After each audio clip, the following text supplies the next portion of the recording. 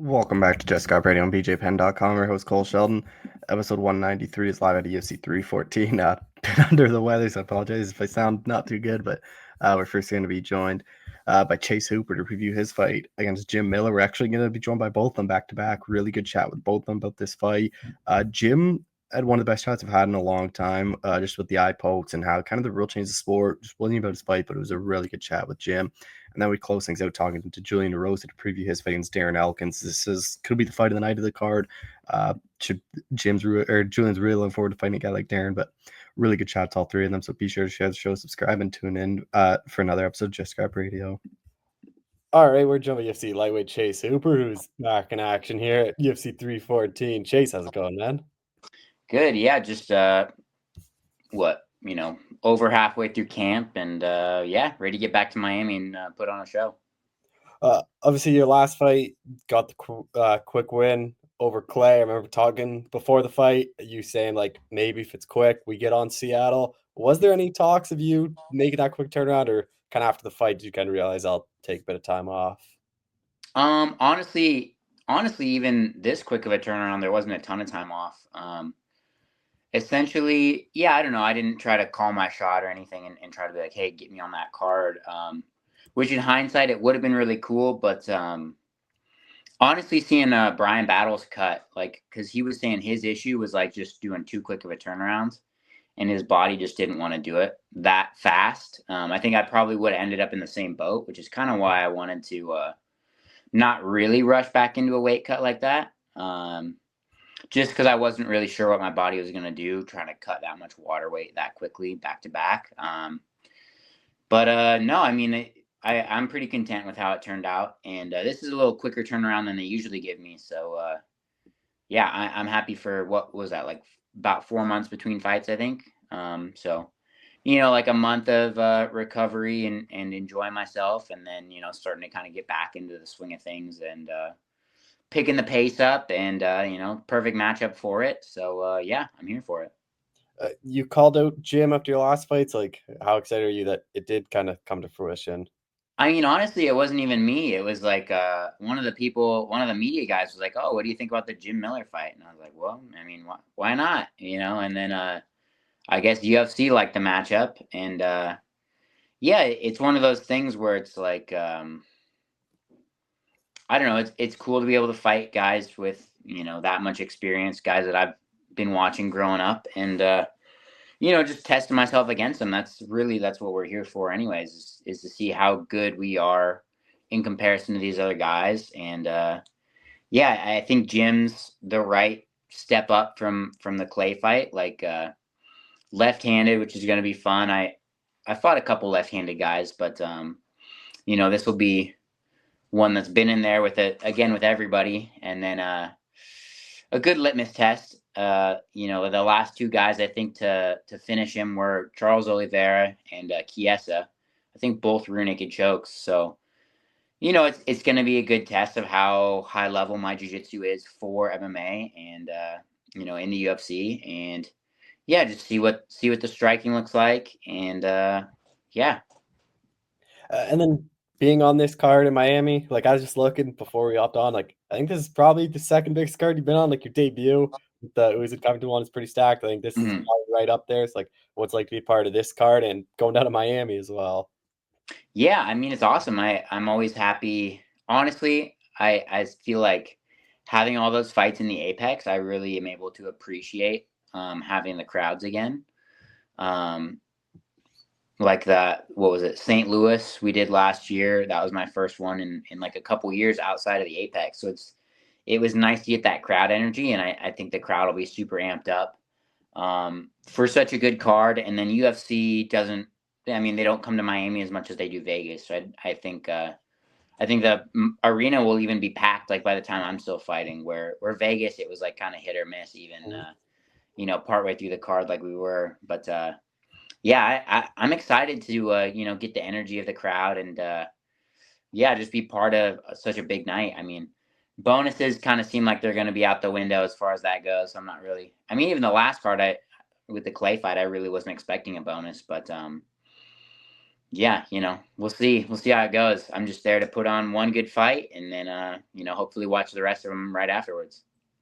Uh, with Jim, like both you guys high level grapplers, you kind of see sometimes turns into these kickboxing fights, but I know both you guys are comfortable off your backs. I think like because of that, like it is more likely that it won't just be one of those grappler fights that turn into a kickboxing fight.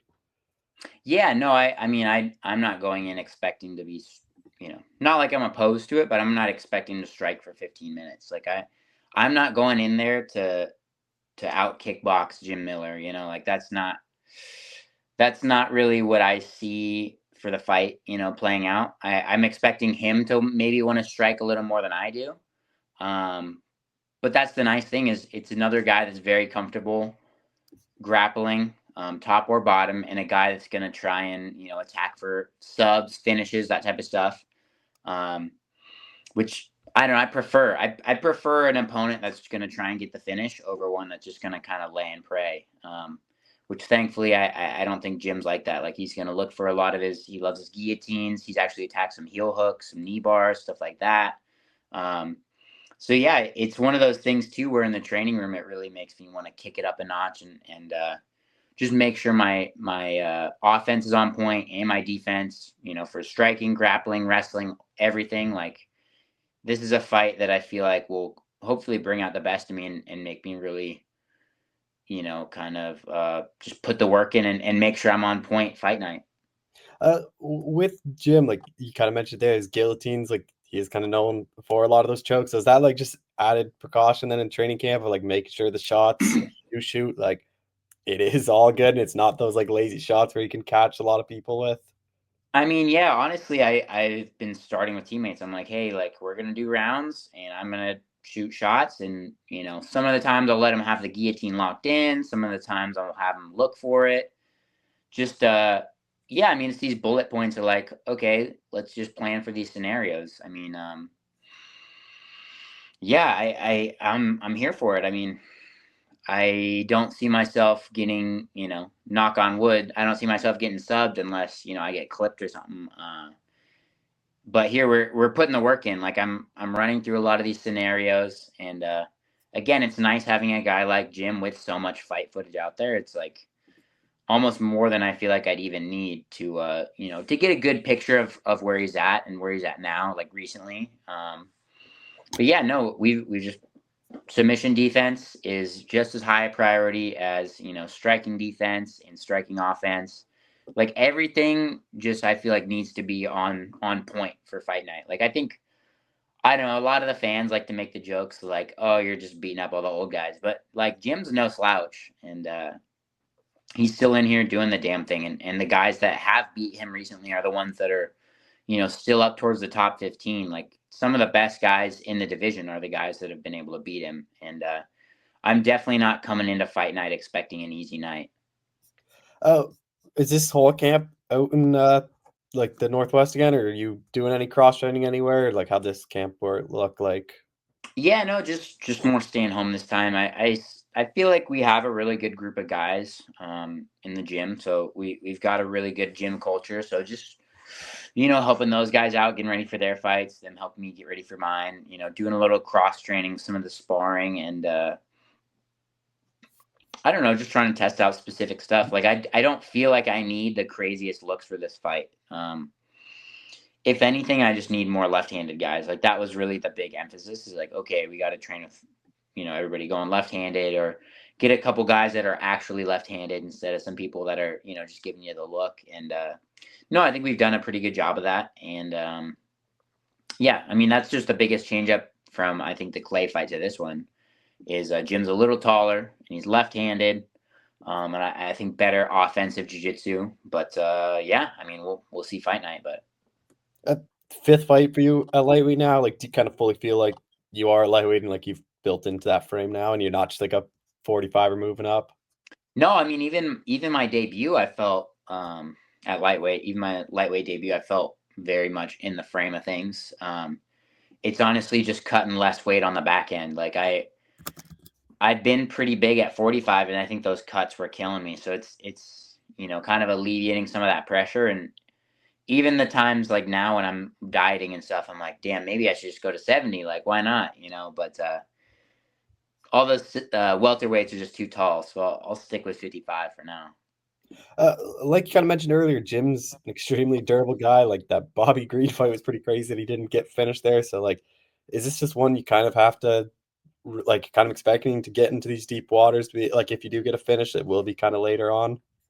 Honestly, I really try not to think too much about specifics in the fight. Like, I don't try to picture like, okay, we're gonna get him out of there and whatever round. Like I'm here if it's like the Clay fight. If I'm able to run through a little quicker than expected, that's fine. But I'm doing all the things right now. I'm pushing the cardio. Like I'm really trying to prepare to keep a high pace for 15 minutes and just yeah, I feel like cardio has always been a strong suit of mine, and that's always something I've taken pride in. So, I mean, even if I was expecting an easy fight, which I'm most definitely not, I'd still be preparing for a hard 15 minutes.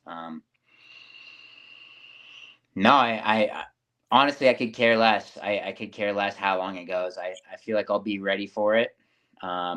Definitely, I'm gonna look for a finish. Like they don't pay me by the hour, but ironically, they pay you more with the less time you're in there. But sometimes.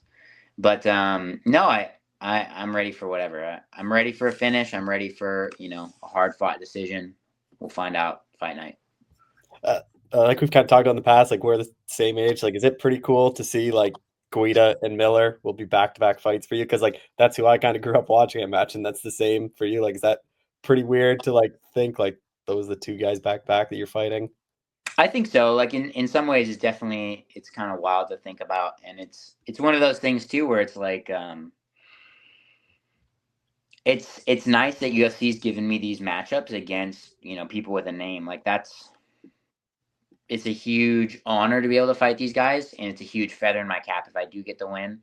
Um, I like that a lot more than fighting somebody that nobody's ever heard of. That's really tough. I want to fight the people that are tough, that people know are tough and like respect. But yeah, no, I mean it's cool to be able to fight these guys that I've watched them growing up, and yeah, just crazy how the business goes. Like he was fighting in UFC probably around the time I started training or when I was a little kid. So it's yeah, it's wild, but I try not to give guys too much respect. I mean, we're gonna get in there and we're gonna fight, and it's a competition at the end of the day, and yeah, I mean, it is what it is. Say, like, what do you think a win over Jim does you? Because I know we talked in the past, like, you're not in a huge rush to get to the rankings, but like, say you do finish Jim or even just a win, like, it kind of puts you pretty close to getting that rank guy. Yeah, I mean, I think there's a couple lightweights that we've been kind of keeping our eye on as far as guys on win streaks, younger guys. Yeah, I think it puts me right outside the top 15, like top 20, top 25, whatever you want to do as far as numbers go. Like it doesn't really matter too much, but I think if I win this fight and then win one more, then we're definitely fighting for a number. But yeah, like I said, I'm not really in too much of a rush, but the issue is if you keep winning fights, like you're just gonna keep climbing. So it's kind of inevitable if again I do keep winning fights. I saw there aren't really a ton of lightweights on the similar streak that I am. Like, I mean, there's a couple, and we're definitely keeping our eye on them. But yeah, I mean, I got to get through Jim first. But yeah, I think if I get through Jim, one more, and then we're to the rankings. So yeah, we'll find out. I'm sure you've probably noticed, but do you think it's a bit funny that it seems like since you started winning a lot more, the call outs of you have gotten less and less? Like, it seems like when you first got to the UFC, like a lot of people wanted to fight you, and kind of lately, it doesn't seem like many guys are calling you out. Yeah, I mean, I think it makes sense. Like, when people are seeing like, okay, this kid's got some notoriety, but he's still young. I think I can still beat him early in the career. I think that's kind of where a lot of guys' heads were at. Honestly, yeah, I don't know. It is kind of funny that I'm getting a lot less call outs, which I guess it's got to be a good thing. And yeah, I don't know. It's one of those things too where I've had guys call me out, and then we've asked UFC like, hey, yeah, we like that matchup, like we'll take it, and then they're like, you're gonna fight this guy instead. So it's like, I don't know. I don't really know the point of calling people out anymore. For the most part, like UFC is gonna make the fights they want to make. So I honestly I don't even pay too much mind. Like I'll just take whatever fights they give me, and if it's a guy that's called me out before, then that's fine. But yeah, no, it is funny. It's happening a little less, but yeah, we'll see. I think if I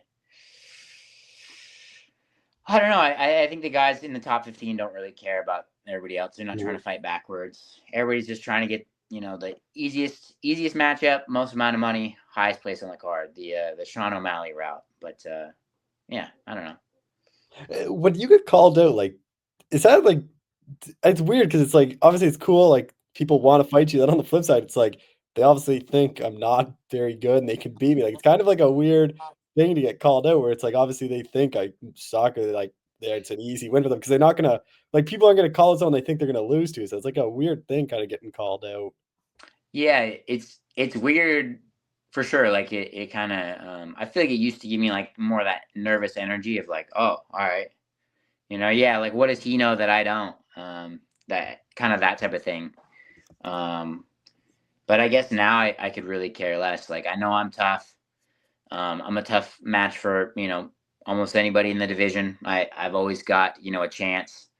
And honestly, I think the Slava fight really got me a lot of respect from the other lightweights. And being the first guy to get a finish against him, which I think that was a big step up moment too. And even I think like the commentators like after that fight have been a lot more polite to me since. I think that just earned a lot of respect in the company overall. And yeah, I mean it's been cool since that fight to kind of even though it was only last year, to just see like the difference from then to now. Well, like the big thing is your striking has gotten, I think, way better. Do you think it like has obviously it has gotten a lot better, but do you think there is some of it where you see it with grapplers where they are kind of scared, the opponents like are a bit nervous of the takedown, so their hands are a bit lower, but like that is a compliment to you where like they obviously are a bit worried with the grappling. Like, do you think that plays into it of like helping your striking?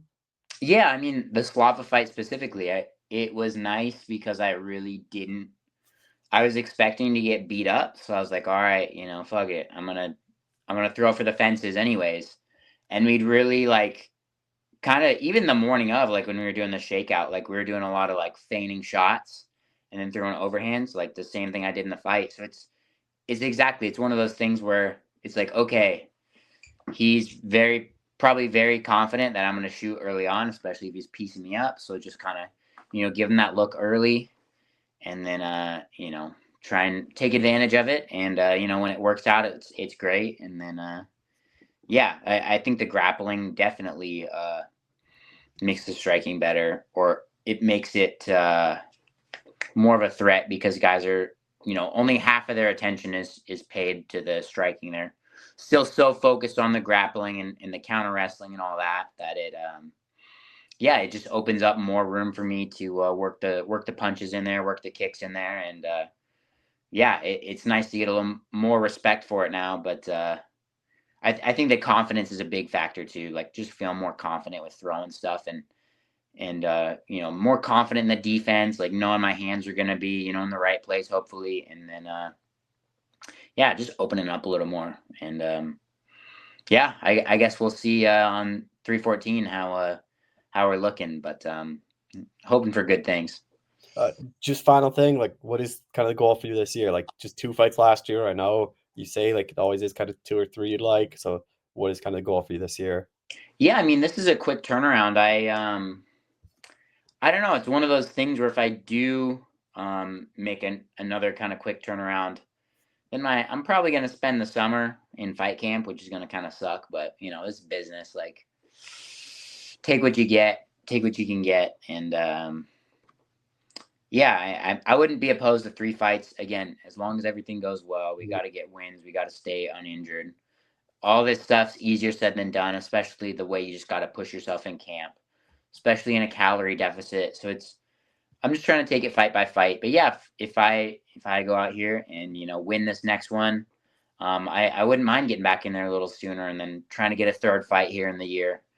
Just really maximize it. Like I'll be turning 26 in September, so the years are creeping up on me slowly but surely. So just trying to maximize that, I guess. Yeah, I mean, we'll see what UFC wants. We'll see, how I'm able to perform, and yeah, hopefully stay busy, stay active, stay healthy, and just keep building the resume this year, and yeah, go from there. Well, Chase, I appreciate the time as always. Thanks so much for doing this again. Awesome, thanks. Great talking to you. All right, we're joined by Jim Miller, who's back and actually the stacked UFC 314 card. Jim, how's it going, man? It's going well. It's going well. Thanks for having me on. Yeah, obviously your last fight, just quickly touching that, like what a fight and get a quick win in MSG. I know you're the underdog. A lot of people kind of counting you on that one. Like looking back, like what was that one kind of like for you? And doing it at MSG and doing it like that quickly and impressively. It's always good to go out and follow through with the plan, right? Like I'm not a big game planner, but I try to have a good idea, and it's kind of silly not to scout and all that shit these days. So yeah, I figured I'd have a good advantage, in the grappling side of that fight, and yeah, everything just kind of fell into place, and um yeah, it's always good to go out and perform. And then fighting like almost 5 months to the day, pretty much up to your last one. Is this like kind of the time frame you're thinking, like Aprilish, or is it a bit later than what you wanted? It's a little bit later, I kind of put the hard deadline out for myself, at 50 fights, and I'm 41. I'll be 42 in August. uh I don't want to really be doing this at 43. So um I'd like to be able to maintain a decent pace. I came out of that last fight with with some issues going that I went into the fight with, right? Just get banged up in training, and actually things got a little bit worse post fight, unfortunately. But yeah, just I would prefer to fight every like 4 months or so. 3 months, I think, at this point it's really difficult. Things would have to go perfect. From one fight camp to the next fight camp, and through the fight. So I don't really see it being any quicker than that. But yeah, I think about 4 months, and if I can stay on pace, then I'll get those before I turn 42. So or 43 rather. So yeah, I I don't like being out of the gym for too long, right? Like I don't. These days there's so many things that can pull me away from training. At a decent um like rate, like at a consistent rate. So I like to have the fights, and know that I got something coming up. So yeah, it's kind of easier to keep it still moving, right? Like that door that's opened every day, the hinges don't squeak as much. So to stay in the gym is nice, and to keep going, and it's just hard to grind yourself when there's nothing coming up. I know you said 50 fights was it. You close in on 30 UFC wins. Like, what do you think's cooler? You the 30 UFC wins if you get there, or 50 fights? Because like both, it seems like no one's really gonna touch, but like they're both kind of special in their own way. Like, what's kind of more special, do you think, for you? I think the 30 wins thing, like it like 50 fights is ridiculous. It's absolute insanity. I still can't believe that it's like I'm knocking on the doorstep of that. But yeah, 30 wins is you know that's pretty wild. So I think that one it holds definitely a little more weight. And fighting Chase Hooper, like, was this someone just kind of the UFC gave you, or is it someone you had your eye on? Like, how'd this one kind of come together? He called me out after he beat Clay, and my my phone started buzzing right away. My coaches are like, love it, love the fight, So um, thought there might be the opportunity that we were on that Seattle card. But yeah, when I asked to get back in there, it's the one and only name that Sean gave me, and I like the fight. What have you made of his last couple of fights? Like, since moving up to lightweight, he's looked a lot better. Like, I think that Borishev Mhm. fight was kind of the one that people kind of realized that he is a lot better than his early UFC fights.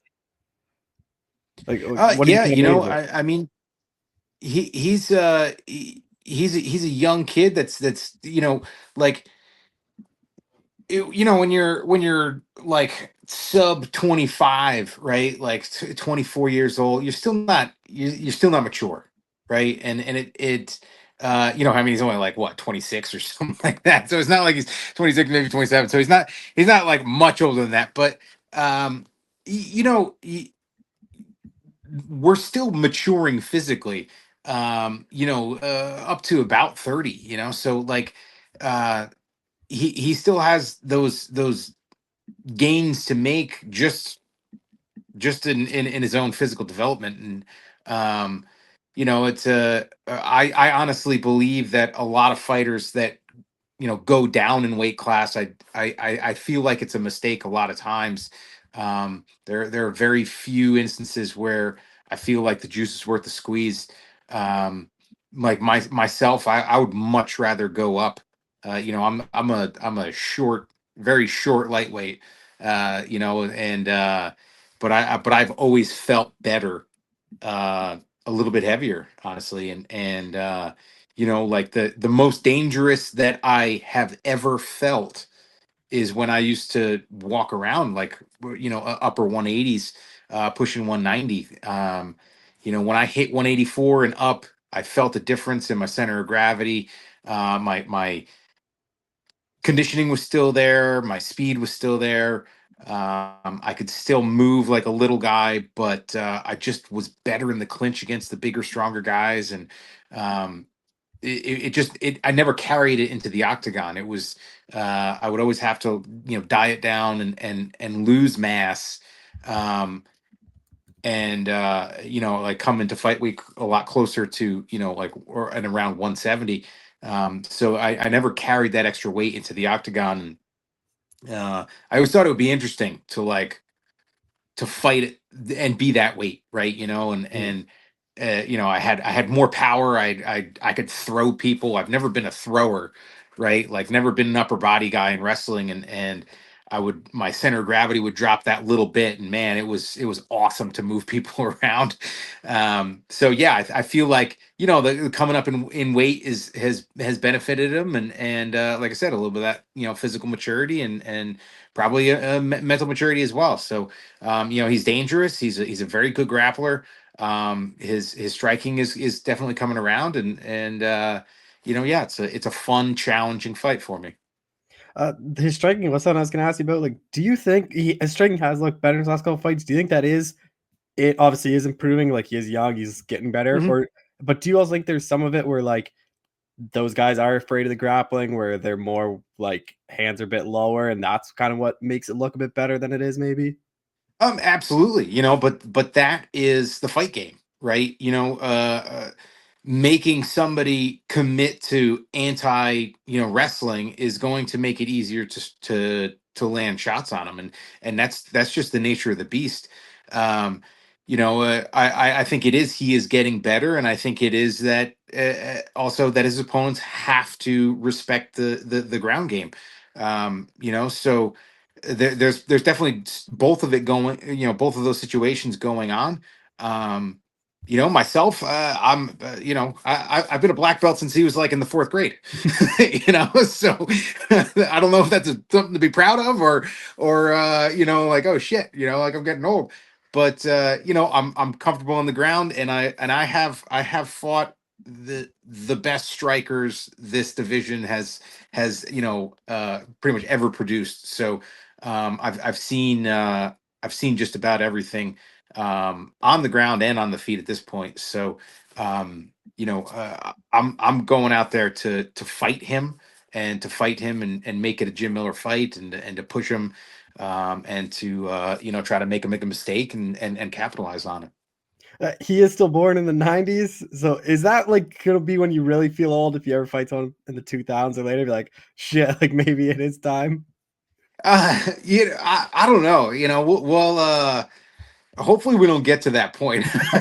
It's uh it's pretty nuts to think about that. Like, yeah, like I could be fighting somebody that wasn't born until like I graduated high school. So it's it. I guess there is a little bit of pride that comes from that. That like, hey man, I'm still out here. I'm still performing and putting on a good show and competing. But yeah, it is a little bit it's a little bit crazy to think about. And fighting on this card, like one of the better card. I think this is the best card they've done so far this year in Miami too. Like just not at the Apex. How excited are you for like I was getting out of Miami and being a part of this card as well? Yeah, it's exciting, and I that was kind of one of my stipulations when I emailed Sean. I said I got at max 5 fights left, and I feel like all of them should be on big cards, numbered events, and the Apex is cool for certain things. I definitely believe that it served a huge purpose during the lockdowns and stuff like that. I feel like it still can serve a purpose, but I really like that like the UFC's going to Iowa. Mhm. Like it's.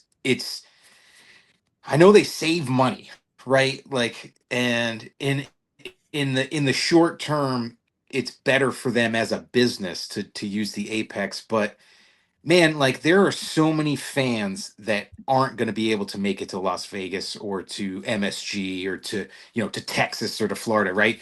Like uh there are so many fans throughout this country that those little shows that are in places like Iowa or Nebraska and stuff like that, like um my brother fought in Omaha, right? Some of my teammates fought. Where the heck that was that? That was in North Carolina somewhere. And it was like, The Greensboro. I know they went into Greensboro. Like they go into where these like where there's not really professional sport. Then you get there, yeah, people yeah, going. and I it's think they like become some like a fan, and then they'll start buying pay-per-views. They start watching more events, and like in exactly, turn, it makes more yeah, money than. definitely. I mean, that's totally the thing, right? Is it's like it's a different experience to be there live at an event, and tickets for this show in Miami are very expensive. Tickets to the last one that I fought at MSG were very expensive. Where it's like, yeah, you put on some of these smaller like fight night, events where it's at these smaller venues, you're just getting local fans that get to come to the event. Don't have to like travel maybe super far, maybe just drive a couple hours, get a hotel room, and they get to go and they get to experience it and they get to be there. And um, I think it really creates more passionate fans in the long run than doing them all in Vegas at the Apex. With Chase, like we've seen oftentimes, like when two high-level grapplers fight, it kind of turns into like one of those kickboxing fights. Mhm. Do you think there's a good chance it just stays dragging? Do you think with both you guys like being fine off your back or being fine in positions that it will probably hit the ground? Um, you know, uh, uh, I imagine it's going to hit the ground. I mean, I try not to. I try to game plan, but and have my opponent broken down, right? And like, I do a kind of like a SWOT assessment, right? My strengths, weaknesses, their opportunities, and their threats. Um, Personally, I feel like if it's the fight stays on the feet, it's my fight. Mhm. I feel like I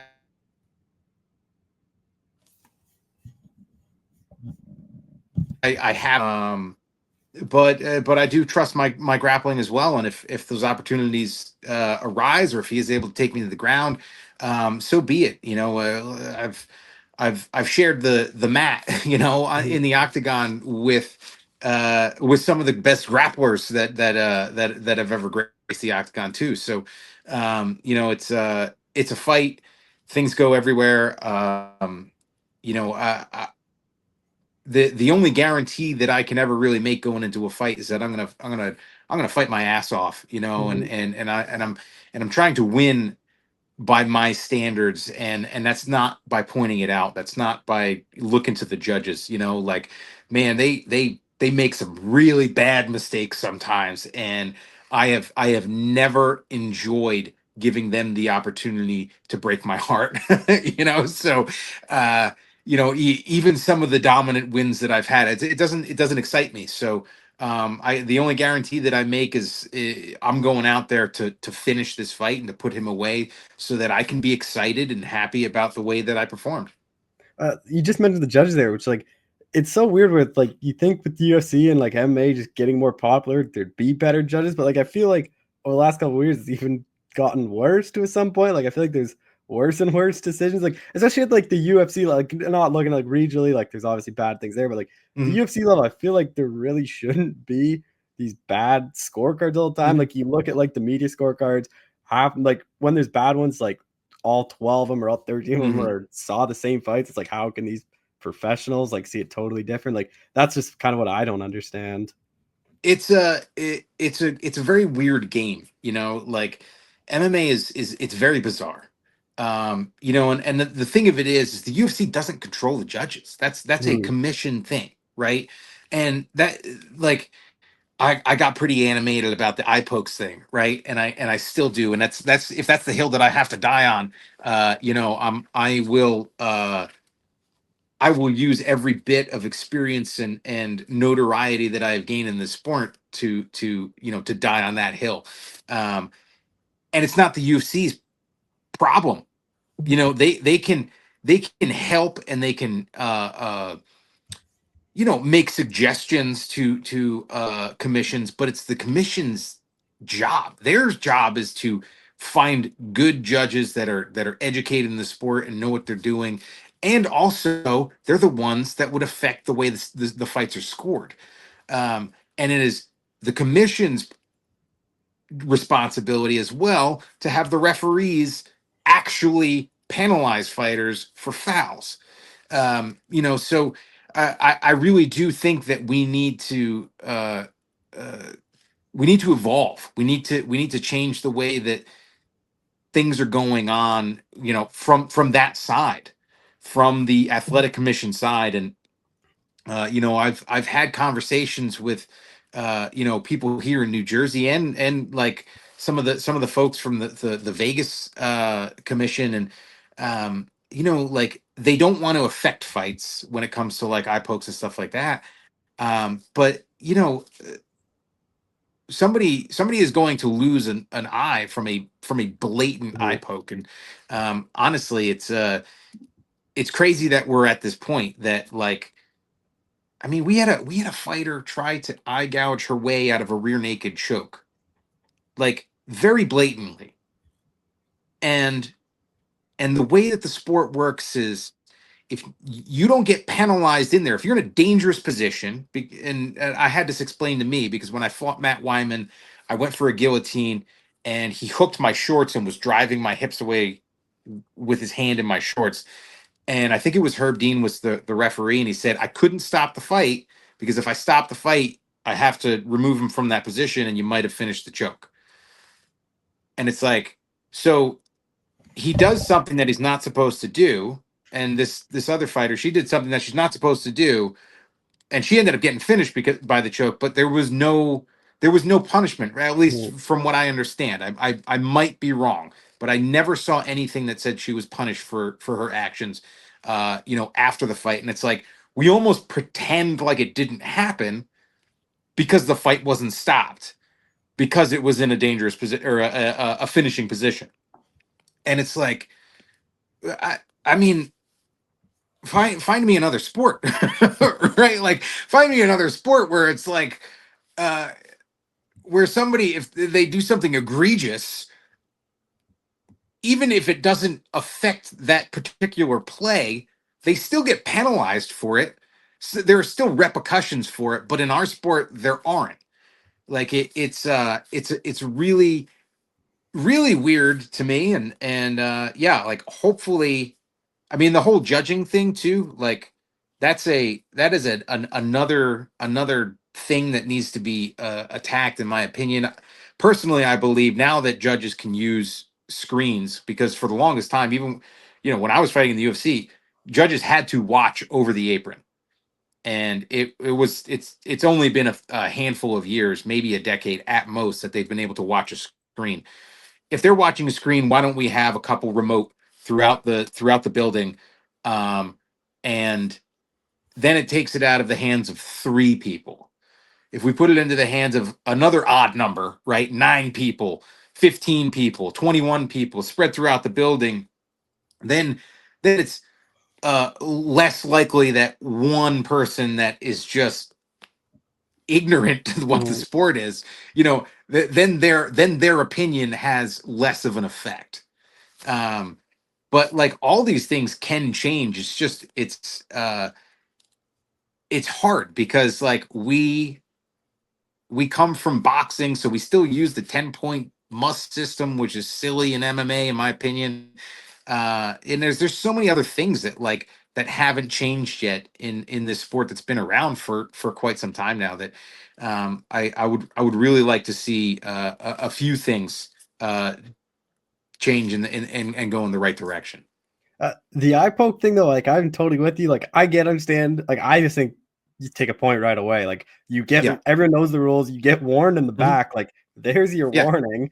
I understand maybe not taking a point for certain, like, groin shots. Maybe you guys both kicked at the same time and like didn't have it. I just think eye pokes, you take it away. Like, no other sport in football, it's not like, I pass interference. It's like, it was just your first time. No, this catch is actually gonna stand and not stand now. Like, I always thought, like, first eye poke, just take it. And they always say, like, I don't want to impact the fight. But every time the fighter always says, oh, yeah, I'm good to go. But you don't know how much that impacted them, where maybe they can't see as well or can't do stuff as well anymore. 100%. I would like to see some data. Somebody that wants to dive into it, because I don't know if there's any easy way to look up whether an eye poke occurred in a fight or not. But I would like to see how often the person that gets eye poked actually wins. I don't believe it happens that often. It affects you a lot. It really does. And honestly, I feel like a point is even a little bit too little, because like, if you know that like, hey, the likelihood of me winning now goes up through the roof, and I lose a point, and this round happens to be a draw, I'm still gonna win. You think that penalizing a portion of the purse right away should happen as well. The everyone likes to talk about the gloves that were used in Pride, but if you go onto Wikipedia and you look at the rule set that they used, an eye gouge and an eye poke are the same thing, and it was immediately penalized with a yellow or a green card, which meant a portion of your purse from 10 to 20%. And if the fighter that committed if the fighter that was fouled couldn't continue, the fighter that committed the foul was disqualified. That was the rule set.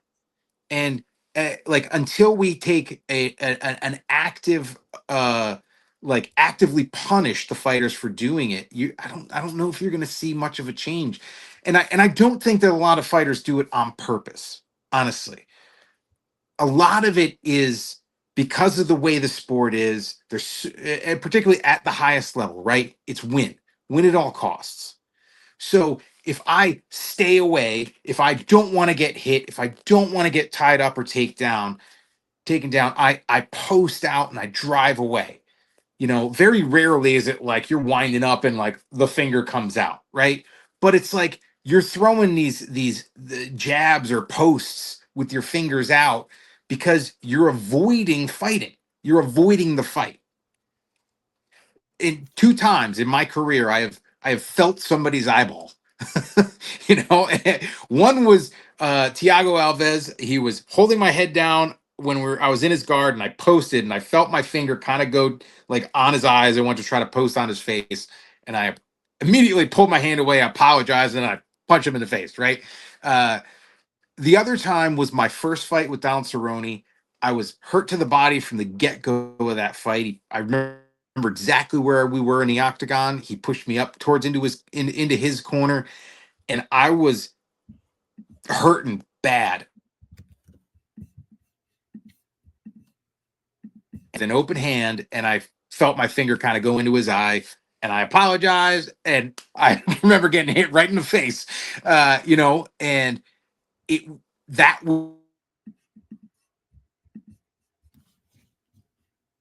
was me, like I was worried about getting hurt more at that point, and that's why it happened.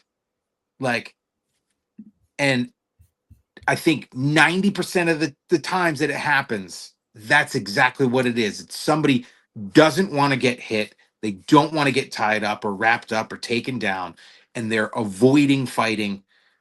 There are definitely guys that, really kind of paw and rake. But I think that yeah, it's just kind of that passivity that comes through that you train out, and like one or two people lose 20% of their purse for going boop and poking somebody in the eye, and I'm telling you, everybody's gonna close their fists, because like nobody wants to lose money. A point might not affect the outcome of the fight, but money talks. Just a couple more things. I'll say a bit of back to your fight with Chase. Like, where do you think a win over here? Like, where do you think that kind of puts you? I know you said like it's 5 fights left. Do you really care? Like, oh, maybe I get in the rankings, or maybe I get a ranked opponent, or is it just kind of like, hey, like I just kind of want cool fights and cool places for the final 5? It's a little bit of both. Like I want tough fights. I would I would love to fight ranked guys and get that opportunity again, and to be ranked myself. Um, but like a lot of the like 5 fight left thing is it's more so like a kind of a time thing, and uh yeah, I don't want to be, I don't want it to stretch out for so long. So I'd rather just fight.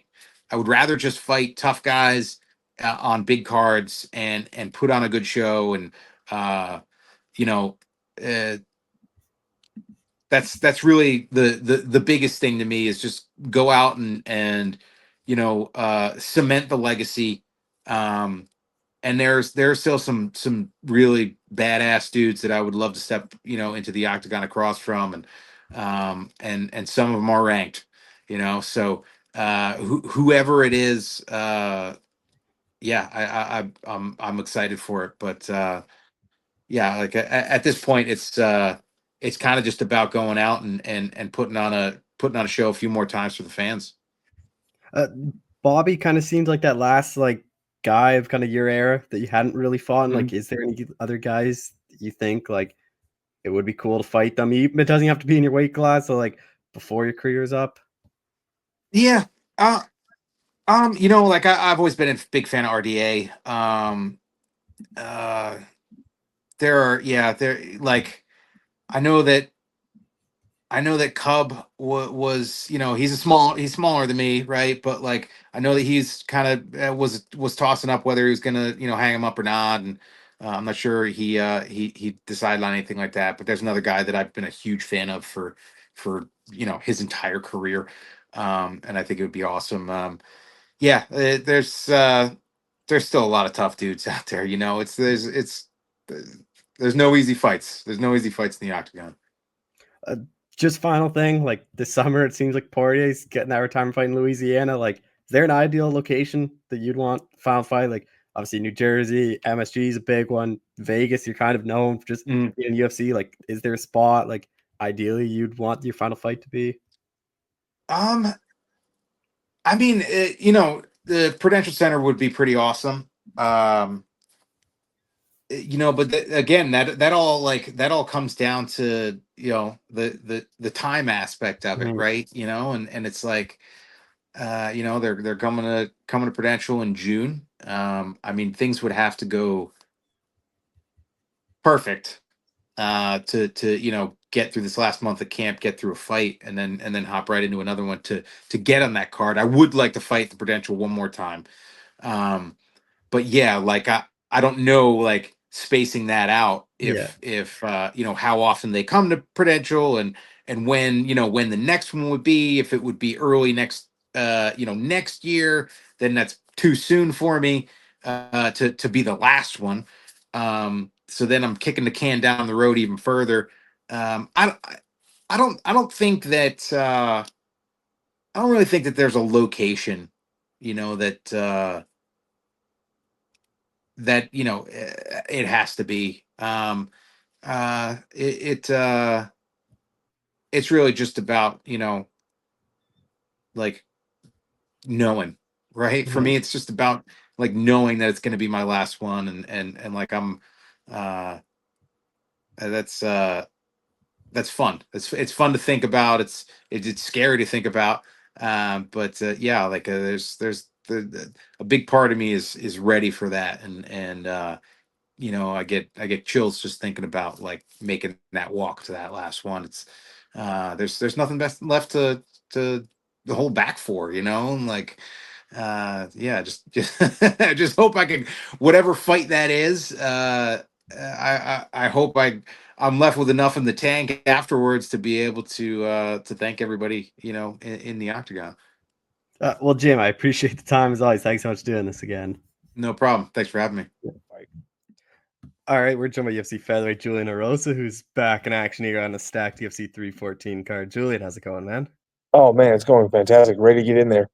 Yeah, obviously you get the call, and then you kind of see this card play out, and Darren Elkins. Like, how excited were you at the opponent, and then kind of being on a part of this card, which I think is probably the biggest they've done so far this year. Yeah, man, it's like you're either looking for. I mean, there's multiple factors into going into a fight, and usually you want to get on a good card or you want to get a good opponent. It's hard to get both of those. It's hard to get a great opponent on a great card, and for me, it lined up perfectly. Like I've been trying to get a fight. It'll be about 8 months in between fights, and so I wanted to fight a bit sooner, but beggars can't be choosers, and it worked out fantastic for me. Darren Elkins is a tailor-made opponent for me. I think it's going to be one of those fights that a lot of people are excited to see. Me and him both bring action, nonstop action from the first bell to the last bell, and I'm a finisher myself, so I think the fans can be excited about this one. And being in Miami, man, it's the first time I've been in Florida, so it'll be exciting to be there. Uh, I know, what was it? You were having a kid or getting married, something like that? Like, I know when we talked last time, was it something like that why you wanted a bit of time off? No, actually, I didn't necessarily care to. I had my son 8 days before I fought Ricardo Ramos, so Right, it was that, yeah. yeah, and so that was a bit dicey. But once that happened and everything went smoothly, I was like, you know what, like I can see how people want to have a little bit of time off, when they have their kid, and especially their first kid. But for me, after that Ricardo Ramos fight, I was like, man, it actually gave me more motivation to go in there and do what I did. So I just wanted to like stack them up and keep it going. And obviously, the C Rod fight was, I think a few months after that, which was, ideal for me. I would like to fight 3 to 4 months.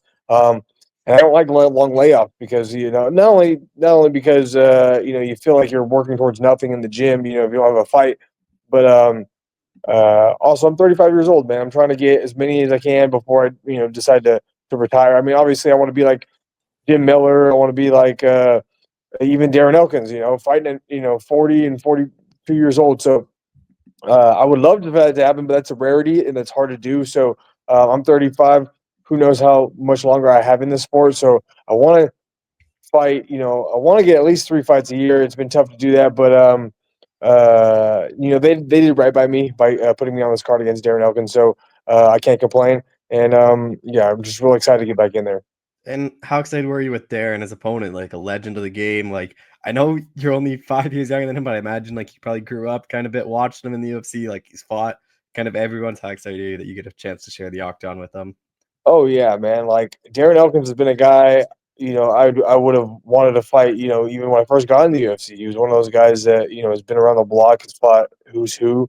I mean, last time he got submitted was 2010 against Charles Oliveira. So like he's a legend in his own right. I mean, he's been, in there with the best of them. And so for me to get in there against a guy like him, and it's also like they, like even C Rod, it's completely a contrast between those two guys because C Rod's an up and coming prospect, and kind of they feed me some of those guys, and then now I'm fighting a guy who almost has the exact same record as me. Almost, he's 29-11. I'm 30-11. He's got this will be like his 30th UFC fight. It'll be my 16th UFC fight. So between both of us, we're both savvy veterans, and it'll be interesting to mix it up with somebody on the other end like me in the spectrum. With Darren, like everyone kind of knows, he takes a lot of damage and you come back fights, gets a lot of comeback fights. So like, is that something you guys kind of have to mentally prepare? Where like you can't get too eager if you see him hurt, because like that's kind of when he can come back a lot of times. No, for sure. I mean, I think the one thing that me and Darren have in common is that specifically is the ability to hang around in fights and beat guys in those later rounds and in those later minutes. Because like with Darren, it's like I could probably show you, at least 5 to 10 fights where he's losing the entire fight and then he wins it in the third round. And that's like probably the best way to win fights. I mean, especially for fans, it's so great to see the underdog, not necessarily the underdog in the beginning of the fight, but the fight's playing out and you realize that one guy is becoming the underdog. For that guy to, against all odds, come back and win the fight. I mean, a good example was Darren Elkins versus Masad Bektik. That was like one of his I think one of his best performances. It was like he was getting his butt kicked for 2.5 rounds and he comes back and gets that finish. And that was one of those fights I was watching. I was rooting for Darren Elkins because that's kind of how I am. I'm a guy that likes to just mix it up. And you can whoop my ass for 14 minutes, but you got to be aware for that 15th minute still because I'll be in there. And Darren Elkins definitely has that with him as well. And he's dangerous for 15 minutes, just like I am.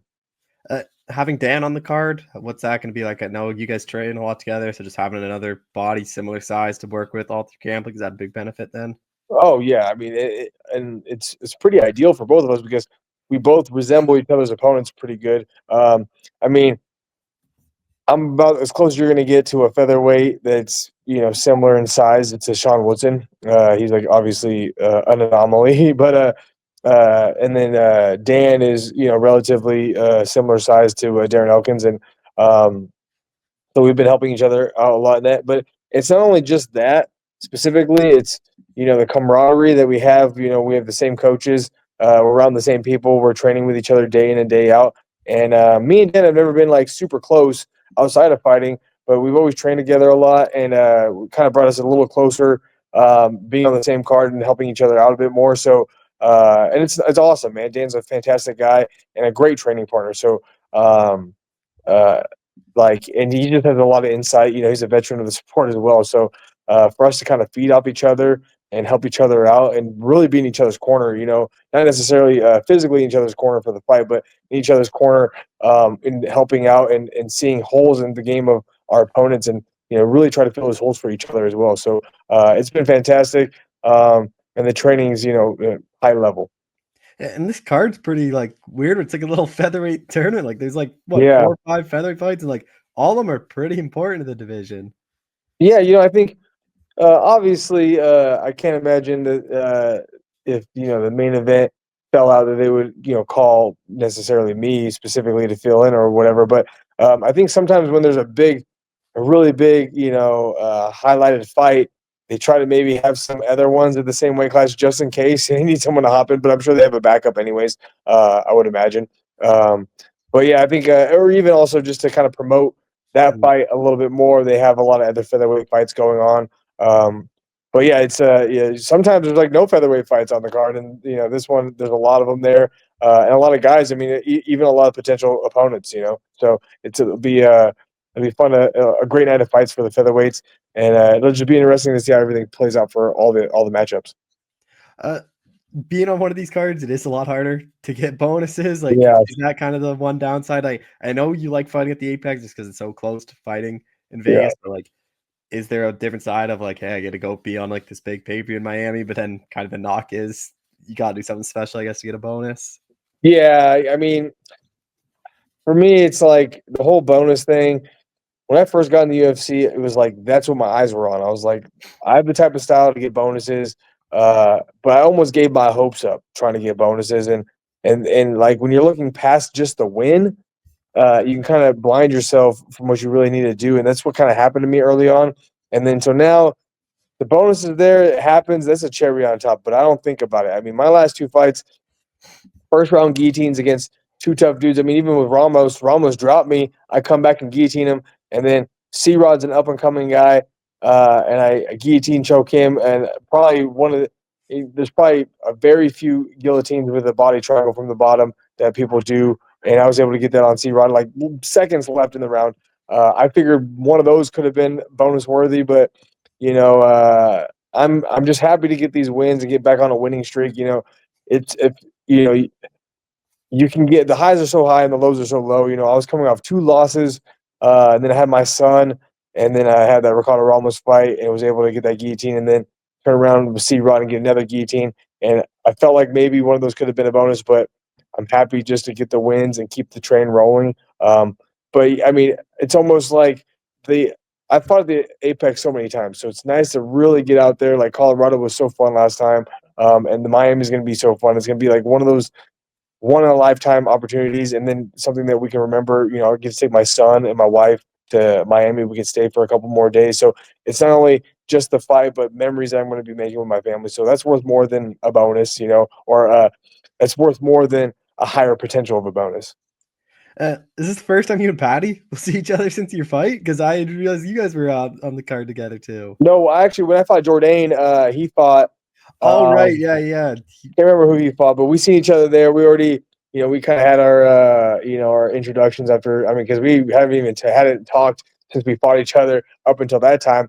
But actually, funny enough, I think Patty was in town. I think it was like a week and a half ago. I think he was doing some stuff at the PI. I don't know if he was doing like some like stuff for his weight cut or something. But he was in town, and he actually came to our little group that we have at Extreme Couture. And so we got some training in the morning, and it was good to talk to him. Obviously, we fought once before, but me and him have both matured and have become completely different fighters, and have done our own paths and done our own things. And you really, I mean, you find more similarities in your opponents than differences. Me and him both. I think his kids, he has twins, and they turn one right after our fight. My kid's about to turn one this Saturday, so like we can kind of connect on that kind of stuff. And it's no animosity, just hoping the best for him. I'm not like rooting against him by any means. He's just another fighter like I am. Back to your fight with Darren, like tough guy to put away. So how do you kind of see this one playing out? Yeah, I think it's one of those I got to be a bit patient. His last fight was Daniel Pineda. Pineda's been known to have a really good guillotine. He has so many first round finishes by guillotine, and wasn't able to get Darren out of there with his guillotine. But I know the details that Darren did to prevent himself from getting guillotined, and also it's Pineda's guillotine's on the right arm. Mine's a left arm guillotine, and I don't know if he was aware of that, or if he is aware of that or not, but it's one of those things where like you don't know until you know. Like you can last time he got submitted was 2010. Doesn't mean I can't submit him. I spent a lot of high level guys with my guillotine because of the way I do it. So it'll be interesting to see if we get in that configuration, if I'm able to get him out of there or not. He's a tough guy, so I don't expect him to tap. I expect him to go to sleep. And so, but also for me, I'm more. I think there's more of a higher percentage of me being able to knock him out or TKO him on the feet than possibly a submission. But I think I can win anywhere. I think I can win this fight anywhere. The one problem I think for Darren Elkins is I'm not one of those guys that is like that relies on his athleticism. I'm a guy just like him that relies on my toughness and my durability and my cardio. And I'm a big guy too. It's gonna be hard for him, I think, to manhandle me. Like, I mean, I don't think he thinks he's gonna manhandle me, but he has done that to previous opponents, and I think it's gonna be a lot harder for him with me because I'm a bit bigger than he is, and I have no give up in me as well. Just two more things. Like, where do you think this win kind of puts you? Like 3 in a row. Like, I feel like you're gonna be kind of right near the rankings. You're fighting a ranked guy next. Yeah, I mean, I was thinking about it, and I never really think about calling people out or anything, but yeah, I would definitely think if I get a win over Darren Elkins, especially if it's a high level win, whether I finish him or if I just make it look easy and beat him for 3 rounds. I think a top 15 would be my next fight. I know Bryce Mitchell versus Jean Silva is going to be on the same card, and I have nothing against those guys. I train with both those guys. I actually like Bryce and Silva. Like I said, playing with them, and we're all fighters, so everybody's cool with everybody. But the fight game is you got to fight those guys. You got to fight the people you've trained with, and so. But I think specifically for me, if I get the win, fighting the winner of that would be great because whoever wins that fight is going to be ranked. So we're obviously fighting the same night, so we can match it up to where a few months down the line we could get a fight in, and I could fight for a top 15, and I would like one of those matchups against both those guys. I mean, uh, beggars can't be choosers. I mean, I think if I fought Bryce, he's a veteran, a savvy veteran, and a good grappler, so it'd be a fun one with him. Or if I fight Silva, he's a up and coming prospect as well. So, but I mean, I never like to look too far ahead of the game. I have to focus on Darren Elkins and going in there and winning that fight. And so, but if that does happen and the chips fall where I want them to land, I think that'd be a good call out. Just final thing, like, obviously you don't want to look too far ahead, but what is kind of the goal for you this year? Like, I know you like fighting often, fighting in April kind of puts you a bit behind the 8 ball, but like, Yeah. at least probably 2 more is kind of the goal for you, I imagine. Yeah, man. I'm not necessarily worried about calendar years, but within a year, I would like to get 3 fights. I don't necessarily need exactly 3 fights in 2025, but by April of next year, I would like to have had 3 fights. I don't necessarily need to jam pack them in. And one thing I learned, early on in the UFC, being cut multiple times and getting my job back was, patience will pay off. And so I don't necessarily need to be too anxious. I've made that mistake before. I've lost fights because I was so anxious to get in there. So just being patient and taking it one fight at a time. Because I'd rather win 1 fight in 8 months than lose 2 fights in 8 months. So it's all about keeping your eyes set on their goals that you want, regardless if it takes a little longer than you feel like it needs to take. But UFC does right by me. They've been helping me out with opponents, the time of the fights, and these big cards to be on. So I'm just happy to be on one of the next biggest cards in Miami, and really just kind of enjoying the moment and going out there against a tailor-made opponent. Oh, well, Julian, I appreciate the time as always. Thanks so much for doing this again. Yes, of course, no problem, man.